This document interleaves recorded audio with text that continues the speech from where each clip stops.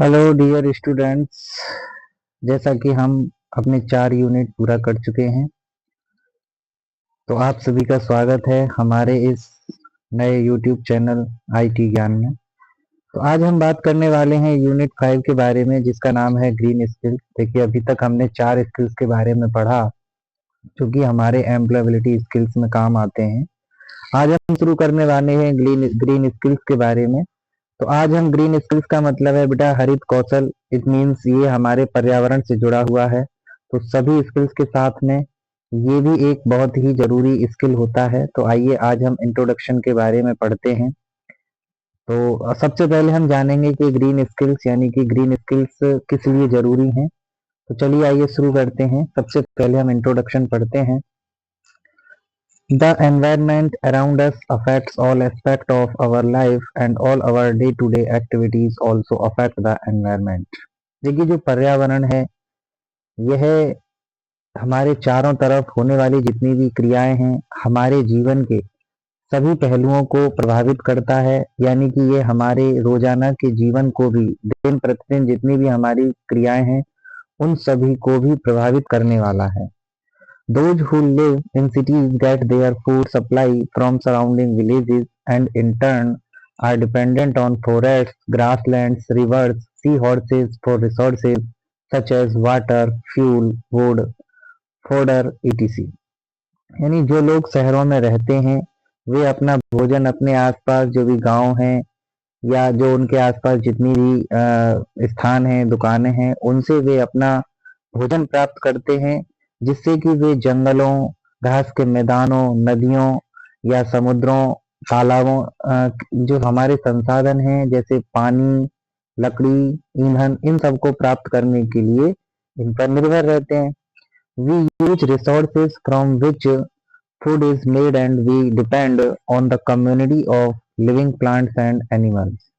देखिए, हम इन संसाधनों का प्रयोग यानी कि जिनसे हमें भोजन प्राप्त हो रहा है, हम इनके एक समुदाय पर निर्भर रहते हैं। जैसे हम बात करें पौधों की या पशुओं की जिनसे हमें भोजन प्राप्त हो रहा है, which from A web of life, जो कि हमारे जीवन का एक जाल बनाते हैं। इन्हीं पर हम निर्भर हैं क्योंकि हमें पौधों से भी जो है भोजन प्राप्त होता है और हमें पशुओं से भी भोजन प्राप्त होता है।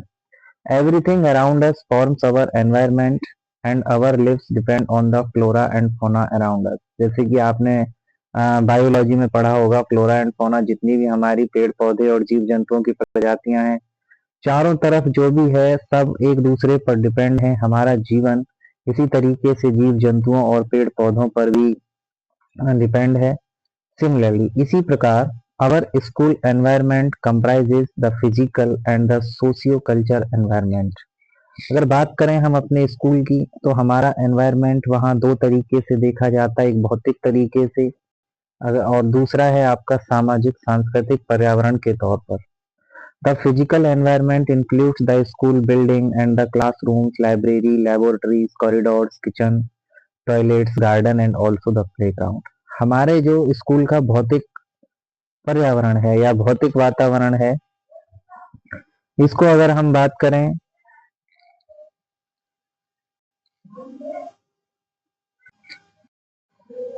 तो अगर हम बात करें अपने जो स्कूल का हमारा भौतिक पर्यावरण है, जिसमें शामिल है स्कूल की building and the classroom, library, यानी जो हमारे क्लासरूम्स हैं या जो हमारे पुस्तकालय है, ये सभी हमारे जो हैं भौतिक पर्यावरण में आते हैं।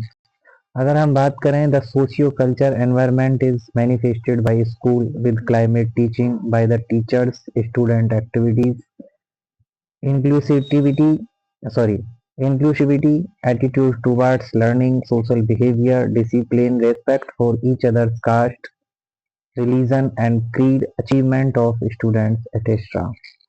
देखिए, ये तो था भौतिक पर्यावरण। अगर हम सामाजिक सांस्कृतिक पर्यावरण की बात करें तो ये स्कूल के द्वारा बनाया जाता है। जैसे टीचिंग का एक एनवायरनमेंट होता है जो टीचर्स के द्वारा बनाया जाता है।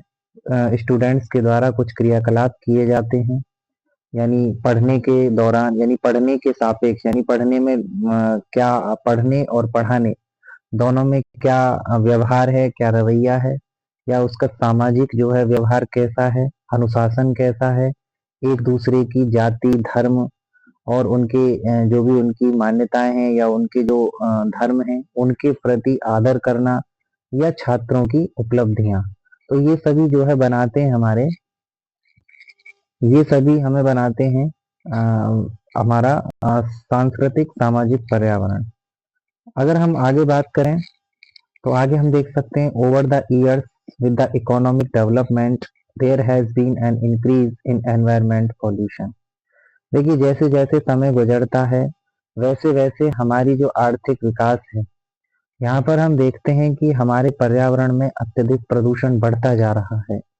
For example with the advent of high input agriculture, जैसे अगर हम बात करें भाई आजकल कृषि के क्षेत्र में काफी तीव्रता भरी एक मतलब कुछ टेक्नोलॉजीज आ गई हैं।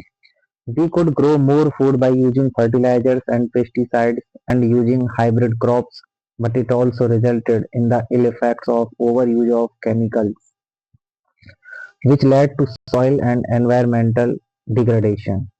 देखिए अभी किसान क्या करते हैं फसल उगाने के लिए यानी ज्यादा अन्न उगाने के लिए वे कुछ फर्टिलाइजर्स यानी कि कुछ कीटनाशकों या खरपतवार नाशी जो होते हैं जो एक्स्ट्रा चीजों को हटाते हैं उनका यूज करके बड़ी मात्रा में फसल पैदा करते हैं। इसका परिणाम क्या होता है, जिससे कि ये रसायनों का अत्यधिक प्रयोग करते हैं और उससे इफेक्ट पड़ता है हमारी मिट्टी पर, जिससे कि हमारी जो पर्यावरण यानी मिट्टी की जो उर्वरता है वह घट जाती है। This threatens the stability of the environment, ये हमारे पर्यावरण की स्थिरता को नुकसान पहुंचाने का काम करते हैं। We need to plan the maintenance of the areas in a sustainable manner so that we can enjoy the good environment created by us. It may be sustainable agriculture, developing eco-fashion design, manufacturing of solar panels or designing environmentally sustainable homes। देखिए इसमें हम क्या कर सकते हैं, हम इसमें योजना बना सकते हैं इन क्षेत्रों को एक अच्छे तरीके से इन्हें मैनेज करते हुए हम एक अच्छा पर्यावरण बना सकते हैं जहां हम अपनी कृषि में सुधार कर सकते हैं। हम पर्यावरण के प्रति कुछ नए नए तरीकों को अपनाकर, जैसे हम सोलर पैनल का निर्माण करके अपने पर्यावरण को शुद्ध कर सकते हैं। और हम अपने घरों में भी यानी एनवायरमेंटली पर्यावरण यानी पर्यावरण के प्रति अ, मित्रता दिखाते हुए यानी इको फ्रेंडली जो घर हैं उनको हम बना सकते हैं। तो स्टूडेंट्स आज की वीडियो में इतना ही। इससे नेक्स्ट वीडियो आपको भेजी जा चुकी है जिसमें आपको ये यहाँ से सेशन 1 पढ़ने को मिल रहा है, सोसाइटी एंड एनवायरनमेंट।